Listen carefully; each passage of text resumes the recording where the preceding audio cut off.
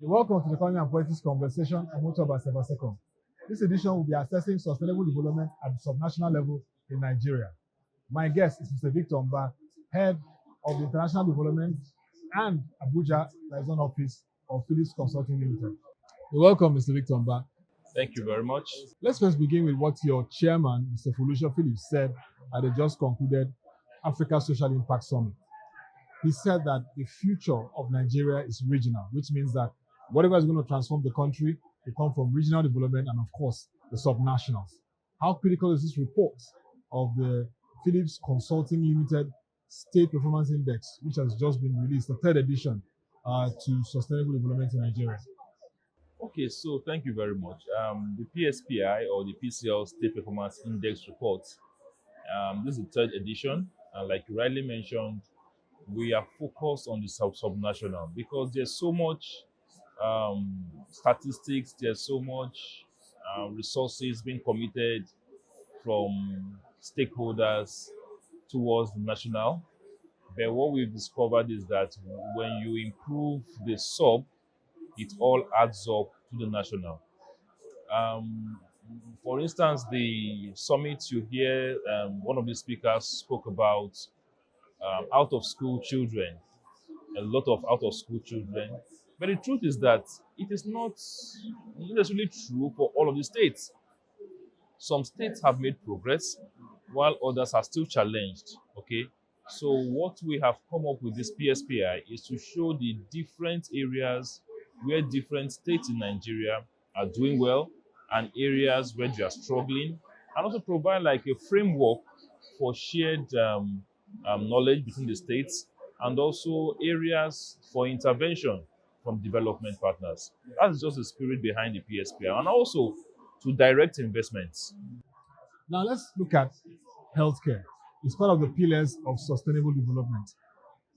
Speak to us on key excerpts in terms of investment in healthcare. Which states came out tops and what really were your observations? Okay, so when you look at a state like Nasarawa State, from the data we got from the Governors Forum, because they also do a lot of work in terms of gathering data from the subnational, you see that Nasarawa State has the highest number of public hospital to population. What that shows is that they have good investment in healthcare.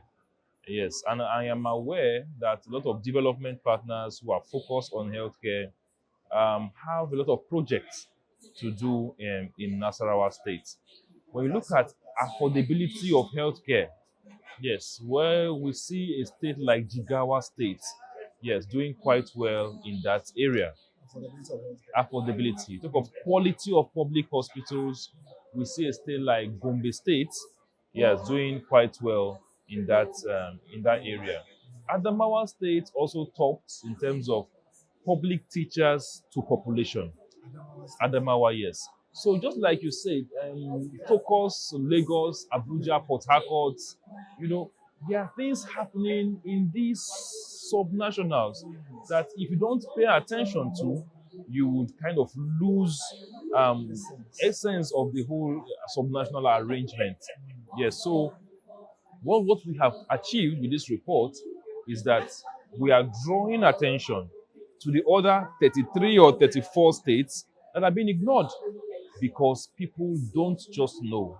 All the statistics out there focus on either Nigeria as a country or Lagos State or the FCT or Rivers State or maybe Ogun State.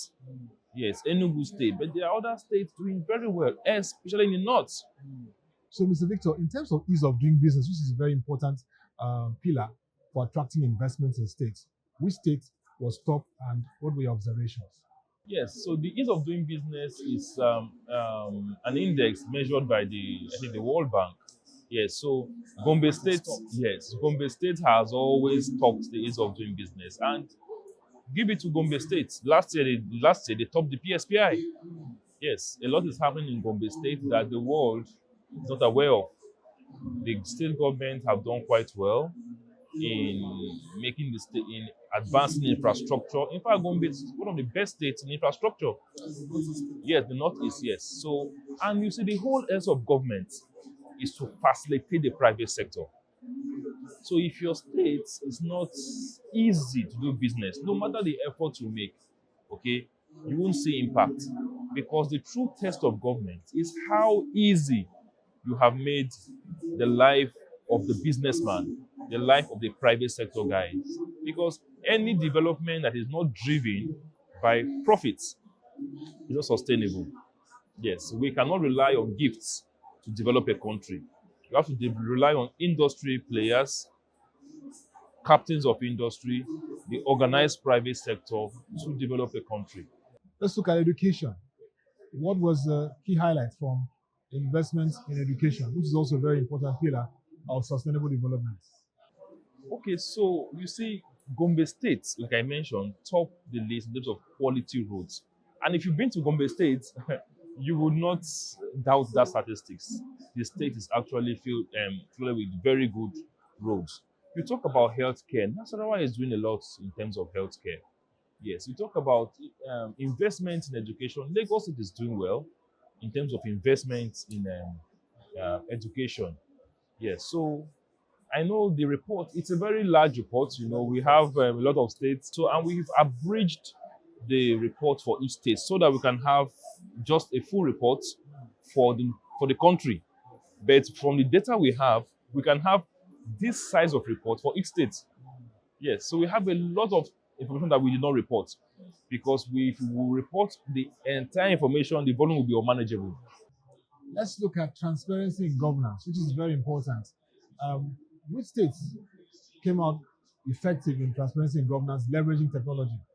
Jigawa State, you know, we measured something called the honesty of public servants, and Jigawa State topped that list. Jigawa. You know, last year, um, the number one state was Gombe, number two was Jigawa, because we kind of adjusted or recalibrated the weightings for this year, and we gave more weighting to um, facts than perception. It's reduced their ranking. Okay, but you see, Jigawa State, and when you listen to the governor last year, we were at the NESG, and the governor spoke about a one-stop shop for governance, yet for investment. So as an investor, I go to a state like Jigawa, I don't have a need to go to the different ministries asking for permit. Just go to one-stop shop, a single point. Every need you have will be attended to, and that is his business. Edo State, last year, it came out in our last report. Edo have digitized their public the entire um, bureaucracy of government. Yes, so you have something to do in Edo State. I don't know what is happening now because we didn't assess it now. You just engage with them virtually. Yes, you send them an email. As a matter of fact, Edo is one of the few states that have a functional domain address. So instead of the at yahoo.com, you have at Edo State. That is digital. They're making progress in terms of how they want to drive digital across the states.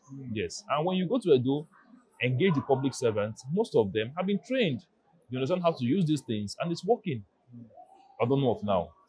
Yes, that was during our last assessment last year. In terms of economic performance, which states were tops in terms of internally generated revenue? Which states were leading in this regard? Of course, it's Lagos State. Of course, it's Lagos. For all the indicators that have to do with IGR, Lagos State topped all of them, Lagos and Ogun State. And of course, Lagos is the economic nerve of the country. So the ports alone, the activities around importation is sufficient to drive that number. So Lagos have done quite well with IGR, revenues, and it's very sustainable because they provided a platform for the private sector to thrive. And when there's private sector activities, nothing stops growth. From this report, what can you say are recommendations and there are issues that were raised also by you at the presentation at the just completed Social Impact Summit? The trends that you talked about, for example, the trends of the fact that we're seeing some devolution steps of powers from federal to state. For example, electricity regulation being at the subnational level, even in local government autonomy as part of it. What were those trends and recommendations that we can take from this report? So the first thing is to look at the data, because every decision that is not data driven falls flat. Yeah, so we have provided the foundation, okay? Look at the data, look at areas where you are strong, look at areas where you are weak, identify the states that are doing quite well, and see what you can get from those states. The Governors Forum, for example, facilitates this interstate learning. Yeah, peer review, exactly. Thank you very much. And we say, okay, to support what they are doing, we've gone a step further by saying, okay, you don't just go to a state to learn everything. These are the areas where they are doing well. If you want to learn security, go to I think it's Jigawa State or so, most secure state. If you want to learn how to build quality roads, speak to the guy in Gombe State. You want to understand how to invest in healthcare, go to Nasarawa State. You want to grow your revenue, please talk to the governor of Lagos. So we provided that platform. All of the things you have mentioned before, no government autonomy, and some states are already doing those things. So you learn from those states. And if there are challenges you are having, get data-driven solutions. Yes. So the first is an assessment and evaluation of the situation. Before you go into a recommendation mode, you look at what is happening, data-driven. Then you can start talking about solutions. The magic of the federation happens in the states. You cannot develop Nigeria from Abuja.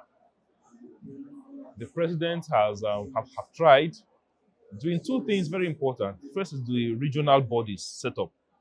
So I implore every governor, I implore every region to look towards making that body very strong and effective. Give it its maximum support. The local government is the closest unit to the people. Strengthen the local government. This report will also gather data from the local government level to the state level. But we didn't report because it will be a very voluminous report. But for the state government, we can even go as granular as doing a local government report for each local government of the state. Yes, so those things that have been done already, let us strengthen it. Let's make it to work. And when it's working, it's not a one size fits all exactly. Thank you. Yeah, so there are different peculiarities in different states. You adjust based on the peculiarities in your state, but it must be data driven. Thank you very much for this conversation. It is very enlightening to understand what is happening at the subnational level. And like we've discussed, the future of Nigeria is regional, not just regional, subnational. And of course, we have local government. So whatever happens at subnational should be our priority, not just the federal, because this is how we can drive development and inclusive growth. Thank you once again for the time, Mr. Victor Mba, Head International Development at the Abuja Liaison Office of Phillips Consulting Limited. It was great having this conversation with you, assessing sustainable development at the subnational level in Nigeria. Thank you once again for the time. You're welcome, sir. Yeah. To our viewers, to get further insights on this conversation, you can follow our website displayed on the screen or follow our social media platforms. Till we come your way again, I'm Ottoabasi Abasiekong. Thank you for watching and bye for now.